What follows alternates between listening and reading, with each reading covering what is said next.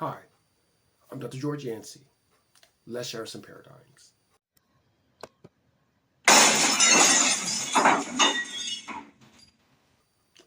And the paradigm, unfortunately, we're going to share today concerns the murder of Charlie Kirk. Yeah, I just did a video on the murder of Irina Zaruska.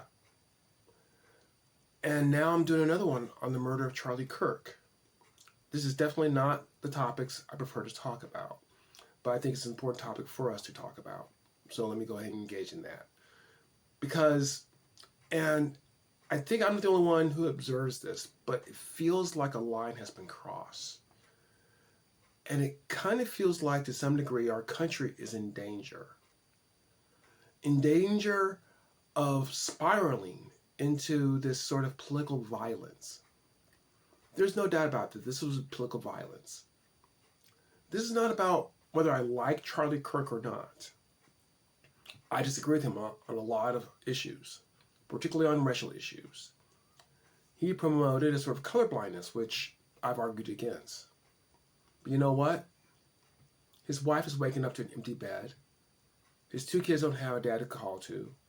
The business he runs has people who don't know what they're going to happen. The life he lived, the life he touched. He is a child of God. And if, as reports have gone on, he accepted Christ, then I believe he's with Christ right now. My disagreements mean nothing in comparison to all those other facts. So let's deal with his murder. And as of the time of this video, they've not caught the killer. I think it's a worthy goal to pray that they do catch the killer, because justice demands it. Just as we should pray for the killers of everyone to be caught. But let's think also about where we're going.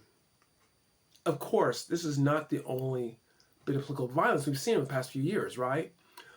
The one difference is that concerning the assassination attempt on Trump, concerning the killing of the Minnesota congressperson and other violence, that was against government officials, people who were in the government, politicians. Now, Kirk clearly was very active in politics and was a political organizer, but he wasn't elected to anything. He was killed going around giving talks, debating. And for all my disagreements with Kirk, I respect the fact that he went to college campuses and debated students and professors who disagreed with him. Not everyone's willing to put their ideas out there like that. I think that demands some respect, and I do give that sort of respect to Kirk. I know that he commented on that he wants, I guess this is ironic, he wants discussion, because if we don't have discussion, then we get violence. So it's ironic that someone decided to bring violence into his discussion, which is why I think it's very appropriate to pray that we can catch this person so that this person can never do this again and can face justice as deserved. But we should be concerned as a country to where we're heading. Is this violence going to escalate? We can't pretend that it won't. That it won't escalate. Next time it could be someone on the left who's just gunned down like this, who's going around talking, expressing ideas. And I think that if we want to de-escalate it, we have to start thinking about doing that now. That's unfortunate. There's a lot of emotion right now. I understand that. But we have to start de-escalating it now, because it'll keep getting ramped up. We have to find ways in which we can solve our problems and put aside violence whatsoever. Many people agree with that. But are we willing to take the steps in order to de-escalate it?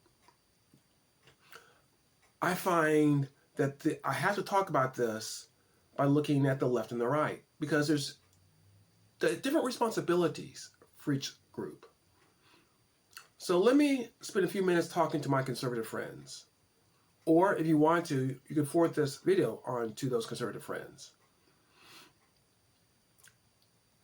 I can't feel what you feel about Kirk. I decry with all I have political violence. I'm not saying in any way that he deserves this, in any way that this is karma or any sort of garbage like that. Okay? It's just that he was not a hero to me. I understand for some of you he was a hero. Okay. I can think of heroes that I may have. And if they were gunned down like that, how I would feel. That's the closest I can get to how you feel. So I understand you're angry. I may not feel it, but I understand you're angry. That anger cannot turn into a quest for vengeance if we want to de-escalate. Clearly, if you support political violence against the left, you're going against what he himself taught, discussion instead of violence. But even beyond that, if you use this to whip up hatred and anger, which we both know, that'll be to your advantage right now politically. Got a lot of people angry at the left with the midterms coming up. They can come out and vote for your people. There is a political advantage to open up the anger. I'm not going to pretend there's not. But think long term what that will do.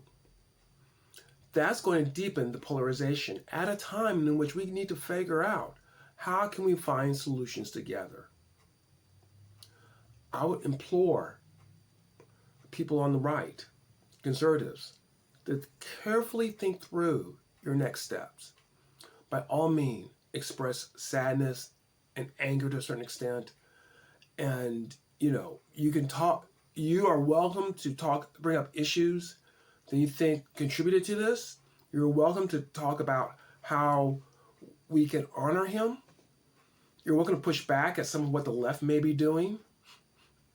But if you turn that anger into a cause, into a crusade, you're going to deepen the same violence, the same polarization that killed Kirk. There's no other easy way around it. At some point, we have to de-escalate.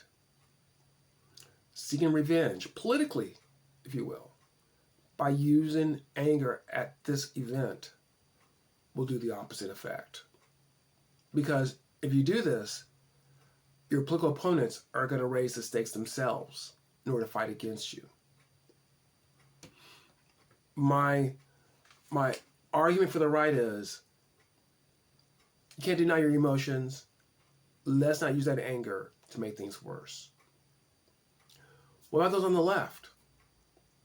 Here's what I have to say to you, to my liberal friends. And if you want to pass this video out to any progressives, feel free to do so. I've read a few too many. I hate political violence, but no, there's no buts. No buts at all. This is not the day to score political points. Just the moral decency of a man being gunned down, and you decide this is a good day to criticize him. That just seems so indecent.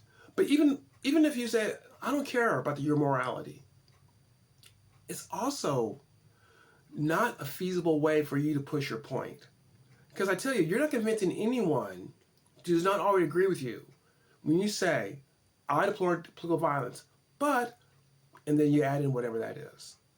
In fact, you know and I know that conservatives will take those videos or those social media posts or what have you, and they'll use it to fuel their own anger.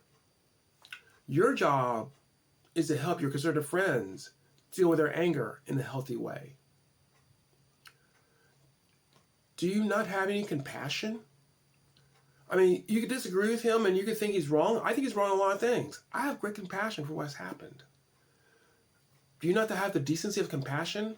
Can you not at least fake it for a few days? The time will come where we can evaluate what he's done. That time will come. Today is not today, nor is next week, probably not for a while. Don't look at scoring political points right now. Don't look at bringing your issue that you care about, be it race or sexuality or immigration. Don't do it. It's counterproductive to what you want, and it's not decent when a man has just been shot down. To both, I want to say, can we not communicate with each other? Can't we talk to others in a way that we can understand them and they can understand us? Can we not engage in a collaborative conversation? I mean, if we want to honor Kirk in the right way, in a way that can be honored in the left and the right, hopefully both can agree that his desire for debate instead of violence is something to be honored. Can we not do that? I've talked about doing this on racial issues, collaborative conversation. I'm under no illusion that is only limited to racial issues. There are ways we engage in collaborative conversation on other issues. Can we not listen to each other and try to find mutual solutions? I'm going to tell you one of the key ideas that killed Charlie Kirk is ideas that we have to win at all costs. Both the left and the right feel we have to win at all costs. And that creates an atmosphere where someone can feel justified in gunning down a person who wants to engage in debate. Can we not think that perhaps winning at all costs, the cost could be too great? That dirty word compromise can come into play and humanize us as we humanize other individuals. We have an opportunity here. We can go further down a dark road. It's not like we haven't been warned. Not like we haven't seen other assassination attempts or completed assassinations or violence or burning of buildings. We can keep going down that road. That road is there. As a Christian, it's a broad path. Even if you're not a Christian, that's fine. You too have a choice. We can go down what seems like an easy road for the conservatives to get easy political victories by the anger of the death of Kirk. For the progressives to score political points, to create aha moments or karma moments or things of this nature. That road is available to us. It's the easy road, and it's the road we've been going down. Or we can choose that narrow path. We can mourn his death as it deserves to be mourned, and use it to say, what have we done? And how can we do it better? How can we better serve our interests and the interests of everyone by finding ways in which we can have better conversations and finding solutions we can all live with? We can let Charlie Kirk be an inspiration. We can give him more influence in death than he did in life by inspiring us to look at the cliff we're coming up to. Look over at the edge of that cliff and go, no, I'm not going to do it. Going back in a different direction. You know, I never knew him. I never met him. I've seen some of his videos and heard him on TV, and I know he's very intelligent. So I can't say that this is what he would want. But it may be what we need. Does this share some paradigms? Paradigms about where we're going and what we're hoping to do? I just want us to think and have some nuance in how we tackle this difficult time. Look, you know, I'm a small YouTube creator right now. So obviously, I would love for you to like this video, or if you don't like it, comment, or if you do like a comment, all that sort of stuff. Love for you to become a subscriber. I try to approach things in a nuanced way, as a Christian, but in a nuanced way. Love for you to tell other people about it. But most important of all, I hope this message gets out here, and because I want to be part of a group of people that are peacemakers.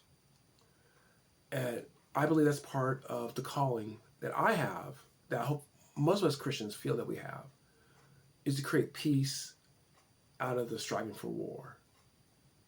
So, hope you enjoyed this, and if so, come back. We're going to share some more paradigms, hopefully with a much better and more cheerful topic.